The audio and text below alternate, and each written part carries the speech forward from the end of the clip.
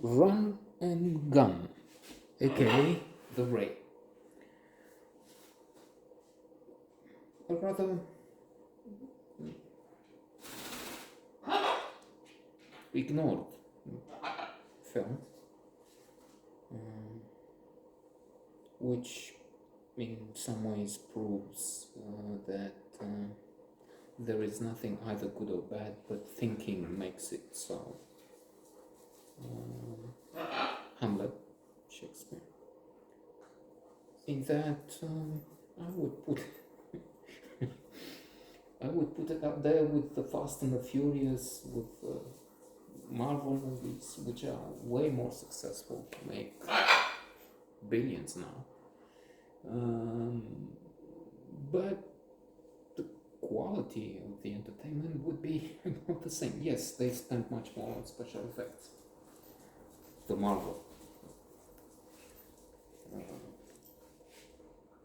box office mega hits, but there isn't much to differentiate between to put a Marvel movie up here and termino Run and Gun, sort of big movie, maybe we can say, and in terms of the plot, yes, we've been here before. There would be deja vu in places, but then altogether the mixture is interesting. The acting is good. There is an actor we've seen in Curb Your Enthusiasm, but Curb Your Enthusiasm is not one of my favorite shows, not by a long shot. In fact, I find Larry David quite annoying, actually. Which I know is part of the point. Is infuriating to the point of being amusing. Anyway, so we have this hero, sort of, who barely escapes his assassination with a staff. He's hanging over a tree. And then he has a last-minute trick up his sleeve. He lets down a Rolex, fake Rolex, he would say in a minute, you idiot.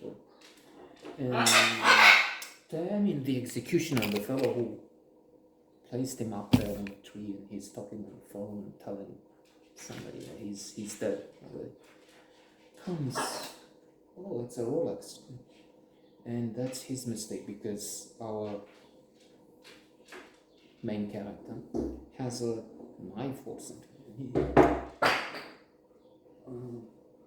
would pierce the artery or something, and then he's off, he's escaping, and the killer is he tries to get back to normal life. He's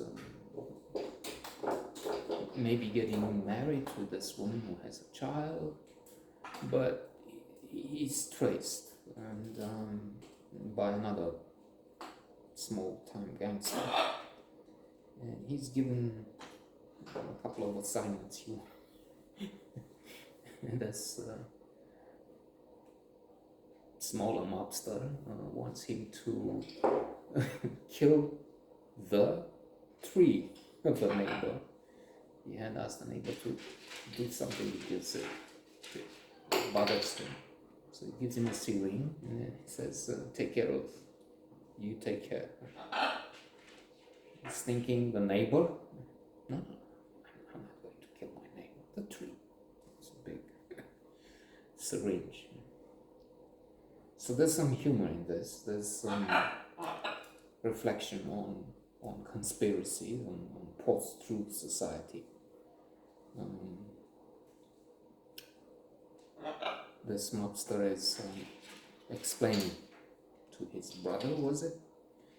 Point about the Mandela effect. I don't know if it's a thing, we can Google it. But we know conspiracies are something to the effect of Mandela died in fact in prison, those types of lies. Trump is the chosen. The elections were stolen, idiocies like that. And then also something like there's this movie they've seen. I don't think I know about it. I mean, it wasn't like Casablanca. Doctor Strange.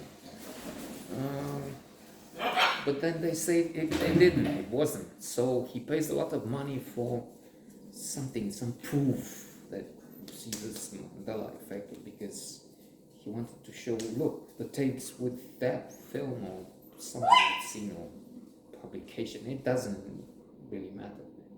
It's a silly thing anyway. But bringing forward this crisis of truth, if you will, this spread of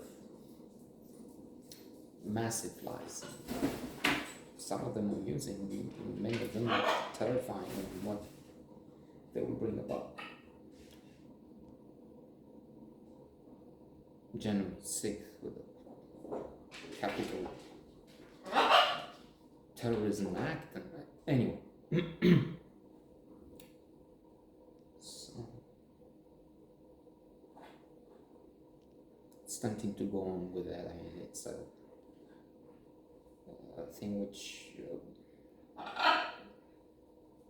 preoccupies me, obsesses me, somebody might say. Yeah.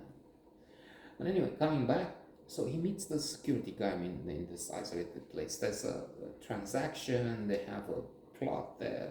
Conspiracies exist in some shape and form, like between those 2-3 people. Let's conspire and get the money, but not the election stolen, Italian control over satellites, and Germany sending the ballots to Venezuela. I don't know.